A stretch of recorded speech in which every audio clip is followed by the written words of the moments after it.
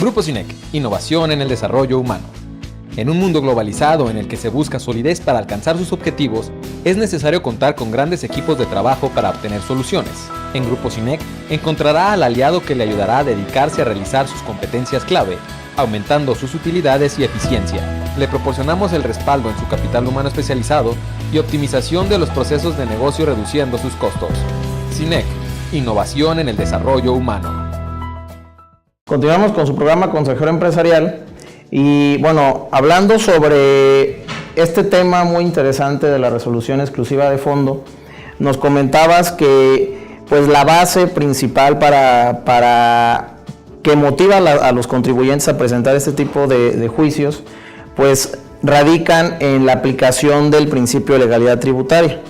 Lo que pues yo interpreto que la relación principal es que los conceptos de impugnación que se van a hacer valer pues tienen que versar sobre la fracción cuarta del artículo 31 en lo que toca el principio de legalidad tributaria en relación con el artículo 5 del Código Fiscal de la Federación.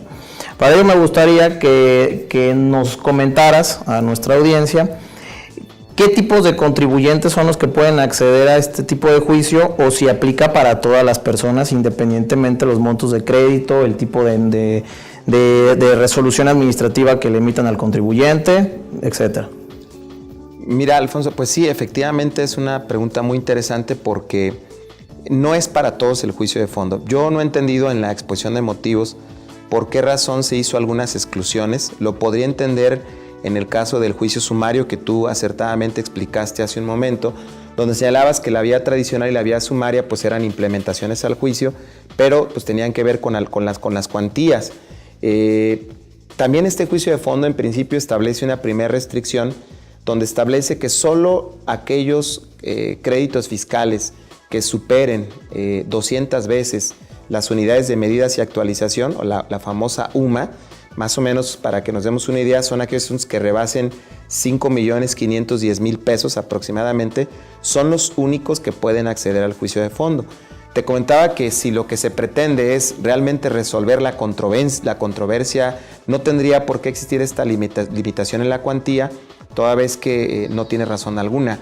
La exposición de motivos de esta disposición establece que, bueno, que pareciera que solo en esos asuntos se discuten cuestiones de fondo, pero no es así. Creo que en cualquier asunto, cualquiera que sea la cuantía, puede existir una discusión sobre el fondo.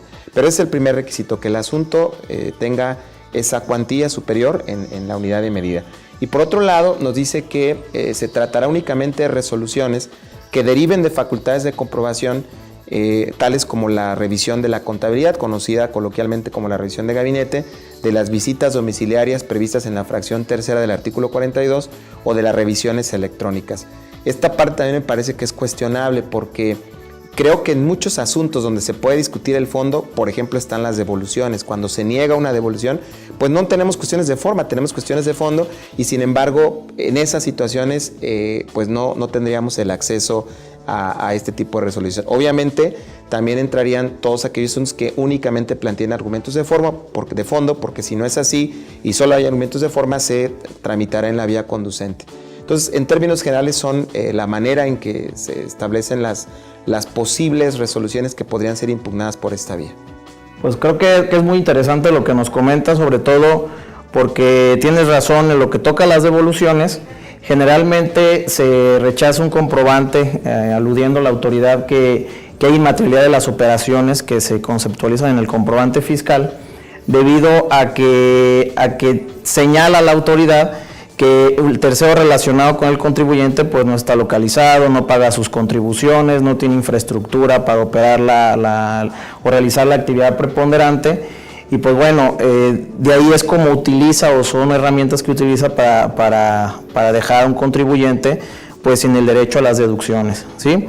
Tanto bajo el procedimiento del 69 del Código Fiscal de la Federación, así como el artículo 22, y pues al final de cuentas estas son resoluciones que al final del día pues son de fondo y tendrían que ser pues accesibles a este tipo de juicios, ¿sí? A este tipo de juicios. Bueno, para ello pues pasando un poquito a lo que es el procedimiento del juicio de nulidad exclusivo de fondo, me gustaría que nos comentaras cómo es el procedimiento, las etapas procesales que se tienen que llevar a cabo para que se desahogue pues este tipo de juicio.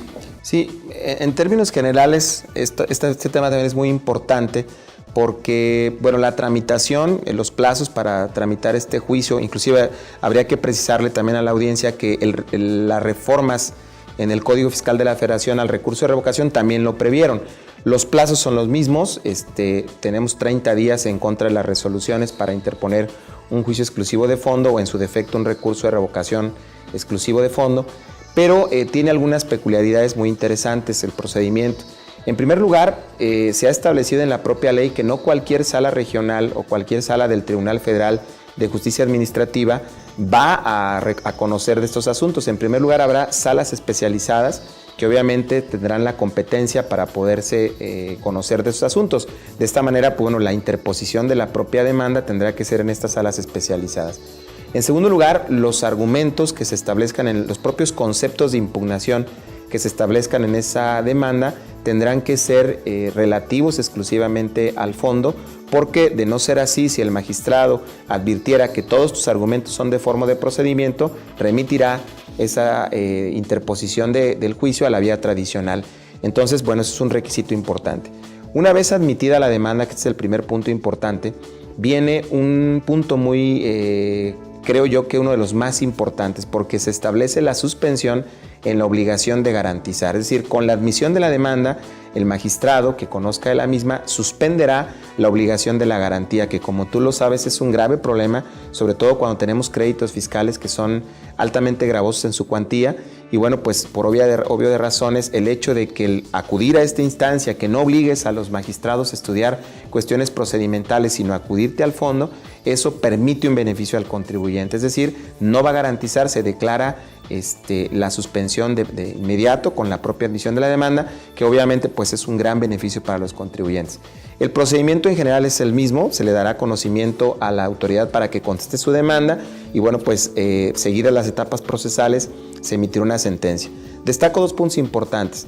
El tema de la oralidad, que posiblemente en un momento más profundicemos sobre ello, pero se tiene que fijar la litis de fondo. Uno de los requisitos de la demanda es que el actor, la persona que interpone el juicio, precise cuál es la litis sobre la cual se va a discutir.